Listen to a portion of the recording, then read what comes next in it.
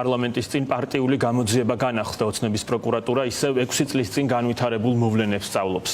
დღეს ექსპერიმენტში მონაწილეობას ფორმულას ჟურნალისტი და წამყვანი თამარ ბაღაშვილი და ჟურნალისტი და პროდიუსერი ნინო ხოზრევანიძე იღებენ. თამარ ბაღაშვილი 20 ივნისის ღამეს მხარში დაიჭრა და ქირურგიული ოპერაცია დასჭირდა. ნინო ხოზრევანიძეს კი სხეულის სხვადასხვა არეში რეზინის 4 ტყვია ესწროლეს. მას მკურნალობა დასჭირდა წემდენი გაზით მოწამვლის გამოც. ნინი ბალანჩივაძე ადევნებს თვალს პარლამენტის წინ მიმდინარე ეგრეთ წოდებულ საგამოძიებო მოქმედებებს, რომელსაც პროკურატურა 6 წლის დაგვიანებით ატარებს. ეგრეთ წოდებული საგამოძიებო ექსპერიმენტი ამ წუთებშიც მიმდინარეობს პარლამენტის მიმდებარე ტერიტორიაზე. მე ოპერატორს ვთხოვ მაყურებელს ვანახოთ თუ რა ვითარება არის ახლა აქ. ყვითელი ლენტით არის შემოსაზღვრული საკანონმდებლო ორგანო. აქ იმყოფებიან ექსპერტ კრიმინალისტები, პროკურატურის წარმომადგენლები, გამომძიებლები და ახლა უკვე იკითხება რადიო თავისუფლების ჟურნალისტი გვანცა ნემსაძე. მანამდე კი რამდენიმე წუთის წინ ადგილზე იმყოფებოდა ფორმულას ჟურნალისტი და ტელეწამყვანი თამარ ბაღაშვილი და სწორედ ის გამოიკითხა 6 წლის წინანდელ საქმესთან დაკავშირებით, როდესაც ანტისაოკუპაციო აქცია ქართულმა ოცნებამ ძალადობრივად დაშალა. თამარ ბაღაშვილი, რომელმაც მიიღო მძიმე დაზიანებები, ის დაიჭრა მხარში. დღეს ამბობს იმას, რომ არ აქვს ცხადია ობიექტურობის მოლოდინი, რომ ქართულმა ოცნებამ ახლა ეს გამოძიება დაიწყო იმისათვის, რომ მას უნდა სიმართლის დადგენა, თუმცა ის ამბობს, რომ არც ერთ შემთხვევაში არ მისცემს სპეკულაციისთვის რაიმე სივრცეს ქართულ ოცნებას, რომ თითქოს რომელიმე მათგანმა, რომელიმე მედიის წარმომადგენელმა, რომელმაც მიიღო მძიმე დაზიანებები 20 ივნისს არ თანამშრომლობს პროკურატურასთან. ის ასევე ამბობს, რომ ამ საქმით არავინ დაინტერესებულა საქართველოში, არც ერთი სასამართლოს ხდომა არ ჩატარებულა ამასთან მიმართებით და ცხადია რაიმე ობიექტურობის მოლოდინი აქ ვერ გვექნება. ასევე ახალგაზრდა იურისტთა ასოციაციის ადვოკატი საუბრობს იმაზე, რომ მაშინ როცა ეს ყველაფერი მოხდა 6 წლის წინ გავრილოვის ღამეს გულისხმობ და სტრასბურგის ადამიანის უფლებათა ევროპულმა სასამართლომ გადაწყვეტილება გამოაცხადა 1 წლის წინ. ახლა ცხადია ეს ყველაფერი დროში ძალიან გაწელილი არის და შესაბამისად პროცესები, რომელიც მიმდინარეობს პარლამენტის მიმდებარე ტერიტორიაზე, არის ფარსი. პროკურორსაც ვკითხე, რამ გამოგაღვიძათ მეთქი და მითხრეს, რომ შარშანდელი გადაწყვეტილება სტრასბურგის, რომელიც მათ ავალებდა ქვეყანაში ეფექტურ გამოძიებას, თარგმანი მიიღეს მხოლოდ ახლა და აღსრულება დაიწყეს მხოლოდ ახლა.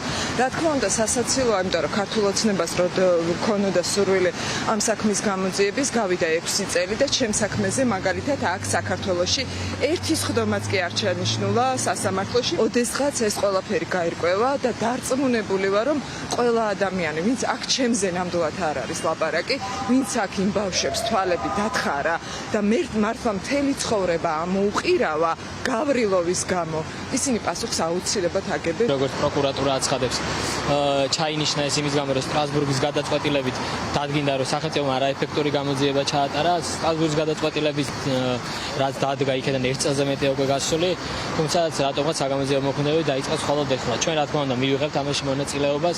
სახელმწიფოს იმის თქმის საფუძველს სტრასბურგის სასამართლოში არ მივცემთ, რომ მათი გამოძიება შედეგამდე იმიტომ არ მიდის, რომ ჩვენ არ თანამშრომლობთ. დაზარალებულების დამოკიდებულება ზოგადად არ არის ოპტიმისტური ამ პროცესის მიმართ, თუმცა ჩვენ როგორც გითხარით, ერთადერთი მიზანი გვაქვს აქ მონაწილეობის არის ის, რომ ჩვენი ვალდებულება რაც ჩვენზე არის შევასრულოთ.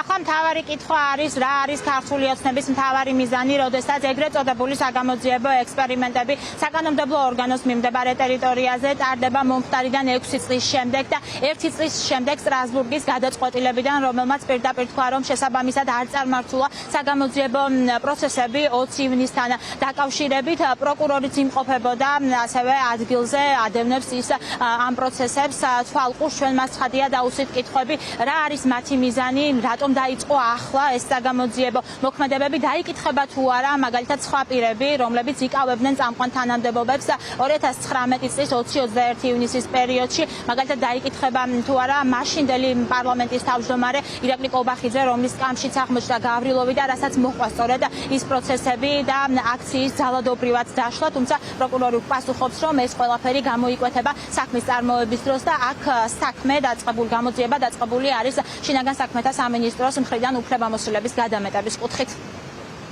არასწორი გადმარტება არის, რომ ეხლა დაიწყო საგამოძიებო მოქმედებები. გამოძიება დაიწყო 2019 წლის, თქვენ ბრძანეთ, რომ ეს თვალსაჩინოდ ეხლა დაიწყო.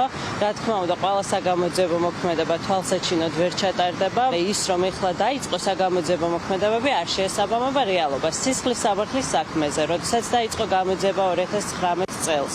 ჩატარდა არაერთი საგამოძიებო და საპროექცო მოქმედება, აქ ასობით მოქმედებაზე არის საუბარი. ვინც ფლობდა ინფორმაციას ან სამომავლოდ გამოიკვეთება, რომ ფლობს ობიექტურად საქმისათვის მნიშვნელოვან ინფორმაციას, რა თქმა უნდა, გამოძიების მიერ იქნება გამოკითხულება. კონკრეტული ბიძინა-ივანიშვილი, ირაკლი კობახიძე შესახებ ნახეთ, მე რაღაც თეორიებს აქ ვერ განვავითარებ.